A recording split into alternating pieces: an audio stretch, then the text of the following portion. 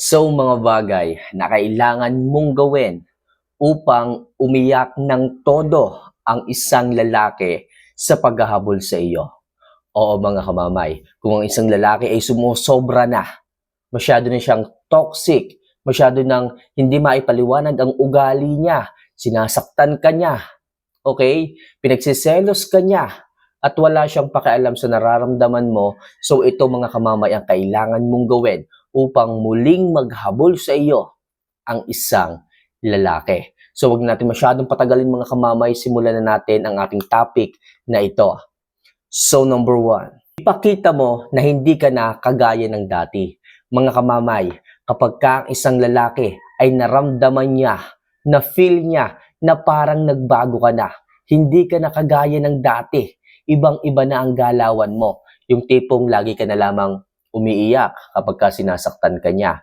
Yung tipong lagi ka na lamang nag-iisip sa kanya kapag ka wala siyang update sa iyo. Kung dati-rate, nagmamakaawa ka pa sa kanya para lamang wag niyang gawin yung mga bagay na ginagawa niya sa iyo. Pero ngayon mga kamamay, ipakita niyo na nagbago na kayo, ipakita niyo sa kanya na wala na kayong pake. Sigurado ako, mag-iisip ang isang lalaki, magtataka, magtatanong, bakit bigla kang nagbago? Sasagi rin sa kanyang isipan, baka mamaya meron ka ng bago. Baka mamaya natauhan ka na. Okay? So kapag kaganyan mga kamamay, pinakita nyo sa kanya na nagbago na kayo, hindi na kayo nagkahabol sa kanya, mamimiss ka niya. Hahanap-hanapin ka niya, magtataka siya sa iyo kung bakit hindi ka na ganun kagaya ng dati. At ang isang lalaki, sigurado ako, magkahabol yan sa iyo, muli siyang lalapit sa iyo, kasi nga, wala ka nang paki sa kanya. Hindi ka na interesado. Anytime, pwede siyang mawala ng partner. Anytime, pwede siyang mawala ng girlfriend na kagaya mo. At sigurado ako, tataas ang value mo sa kanya, lagi kanyang iisipin, sapagkat posible nga siyang mawalan, posible siyang maiwanan. Kaya ngayon, ang tendency ngayon ng isang lalaki, magte-text siya sa iyo, mag-chat sa iyo, bibideo call ka niya, tatanungin ka niya, baka nga magmakaawa pa sa iyo na wag mo siyang iwan. Kasi nga, kasunod niyan, possible, pwede mo siyang iwanan. Kasi nga, nalalamig ka na sa kanya, wala ka nang pakialam. Kasunod nun, pwede mo na siyang iwan. Kaya matatakot ang isang lalaki ngayon, hahabulin ka niya, at possible umiyak siya sa iyong paglayo. Okay? So, number 2, ipakita mo na hindi ka na apektado sa bawat inis, tampo, at galit niya. Oo, mga kamamay. Kapag pinapakita nyo kasi na pinapatulan nyo pa yung bawat inis, galit at tampo ng isang lalaki, mas lalong tumataas ang pride ng mga yan. O, hindi kayo hahabulin ng mga lalaki kapag kaganyan. Kung lagi kayong umiiyak, lagi kayong naghahabol, kapag inaaway kayo mga kamamay, lagi na kayong nagmumukmok. Okay? Kapag kaganyan mga kamamay, ang isang lalaki, lalo lang gagawin nila ang asal nila eh. Pero kung ipapakita nyo sa isang lalaki, na hindi na kayo apektado kahit magalit pa siya, kahit magtampo pa siya, kahit mainis pa siya, sigurado ko hindi tataas ang pride ng mga yan. Babagsak pa ang pride ng mga yan. Iisipin nila, akala nila hahabulin nyo sila. Iisipin nila na magmamakaawa kayo sa kanila. Ano sila, mga chicks? Hindi ganun mga kamamaya. Kailangan ang gawin nyo dyan, huwag nyo lang silang habulin. Hayaan nyo lang sila. Kung ano sabihin nila, pasok dito, labas dito. Pero huwag nyo po silang iimbikan. Huwag nyo silang sasagutin. Huwag kayong magpapakita ng dahilan o huwag kayong mangangatuwiran. Sa madaling sabi, manahimik lang kayo, maging behave lang kayo. Sigurado ako magtataka yan. Bakit kaya itong babae na to ayaw akong sagutin? Ba't kaya hindi rin nagagalit? Kasakit na ng mga sinabi kong salita. Ngayon, mamimiss ka niya. At ngayon, magtataka nga siya, bakit ganun ka?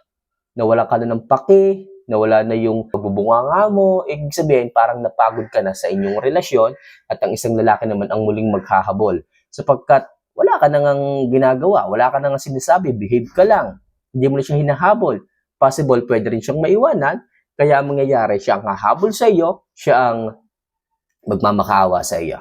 Okay? So mga kamama, if ever na nagugustuhan mo itong ating love advice, huwag mo kalimutan na pindutin ang subscribe button, notification bell, at syempre, mag-like ka na rin sa video ito for more video and love advice na maaari ko pang i-share sa inyo.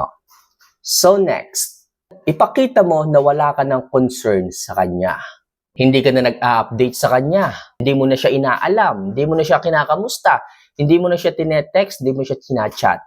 Okay? Kung dati-rate, abot-abot pa ang iyong message sa kanya. Lagi mo siyang tinatanong kung kumain na ba siya, kung ano bang ginagawa niya. Kahit wala siyang reply, nagme-message ka pa rin. So ngayon mga kamamay, pakita nyo sa isang lalaki na nawala na talaga yung inyong paki, yung inyong concern sa kanya. So isang araw, gigising na lang yan, wala kang message, wala kang chat, wala kang miss call, wala kang video call. Okay? Maninibago ngayon ang isang lalaki. At ang isang lalaki makakaramdam sa kanyang damdamin na parang hindi kumpleto ang kanyang araw. Hindi kumpleto yung araw niya dahil hindi ka naghahabol sa kanya.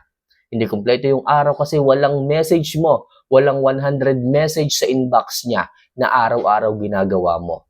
'Di ba? Sino ba namang lalaki ang hindi mababaguhan sa kanyang bagong routine? Maninibago siya na pagtingin niya sa cellphone niya, orasan lang yung nakikita. Wala na yung paulit-ulit na pagtunog ng cellphone niya dahil sa katatawag mo. Okay? Hindi ka na nag-a-update. Wala nang nagtatanong sa kanya, wala na siyang nababasa. Kahit ano sa inbox niya galing sa iyo.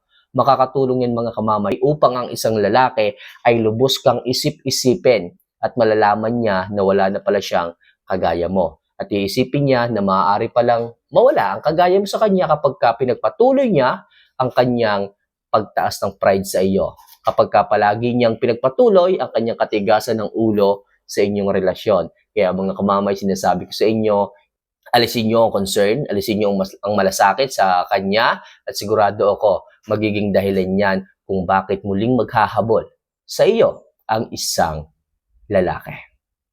So last, magbigay ka ng oras para magpaganda at mag-ayos ng sarili mo. Ito ang pinakamagandang gawin yung mga girls. Kung nafe-feel nyo na tipong parang hindi na kayo pinapahalagahan ng isang lalaki, kung nafe-feel ninyo binabaliwala na kayo ng isang lalaki, kung feeling nyo nang bababae na ang isang lalaki, mas maganda sa inyo magsimula ang improvement.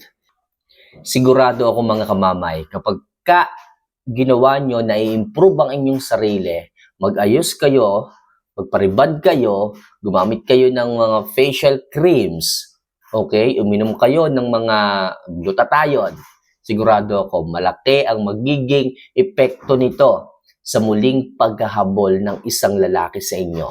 Oo, minsan nyo nang nakuha ang kanilang damdamin, ang kanilang puso para paibigin, ibabalik nyo lang yung dating alindog ninyo mga kamamay. Mag-workout kayo, mag-zumba kayo, mag-gym kayo. Okay, unang-una, i-improve nyo dyan yung inyong puwet. Okay, kapag ka nakita ng isang lalaki na muling bumalik ang inyong alindog, sumeksi kayo na wala ang inyong bilbil, sigurado ako, magkaka-stiff neck ang mga yan sa pagkahabol at baka nga magmakaawa pa ang mga yan. Nabalikan nyo sila, nabigyan nyo sila ng pagkakataon, ihingi yan ng sorry sa inyo, sigurado ako. Sapagkat hindi niya hahayaan na mayroong ibang lalaki na pumasok sa buhay mo at maagaw ka niya sa kanya. Kaya mga kamamay, ang napakagandang gawin nyo, i-improve nyo ang inyong sarili, mag-ayos kayo, magpaganda kayo, isabay nyo na ang social media, mag-post kayo ng inyong mga nakabikini, mga naka-OOTD, okay, na mga kasuotan, hindi ko alam kung ano yon, pero sigurado ako mga kamamay, mas mahuhumaling sa iyo ang isang lalaki at maghahabol sapagkat marami nang makakakita ng alindog mo, ng kagandahan mo na dating sinasayang niya. Diyan siya ngayon magigising sa realidad na dapat pala hindi kanya sinasaktan, hindi kanya niloloko, hindi kanya binabaliwala. Kaya sa inyong pagpapaganda, sa inyong muling pagbabalik alindog, diyan magsisimula muli ang muling paghahabol ng isang lalaki to the highest level. Okay? Magmamakaawa, baka yumapos pa yan sa inyong mga binte para wag nyo silang iwanan. So, gawin nyo lang mga kamamayan at sigurado ako makakatulong sa inyong buhay pag-ibig upang mas manumbalik pa muling maghabol sa inyo ang isang lalaki. For more video and love advice na kagaya nito, don't forget to click the subscribe button, notification bell, and syempre, i-like mo na rin ang video ito. At kung gusto nyo pa ng mas maraming love advice na kagaya nito, may isa pa tayong channel, Home of Love Advice. Mas maraming love advice ang po pwede kong may advice sa inyo sa channel nating ito.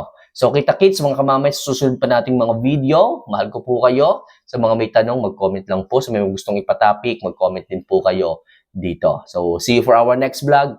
Paalam.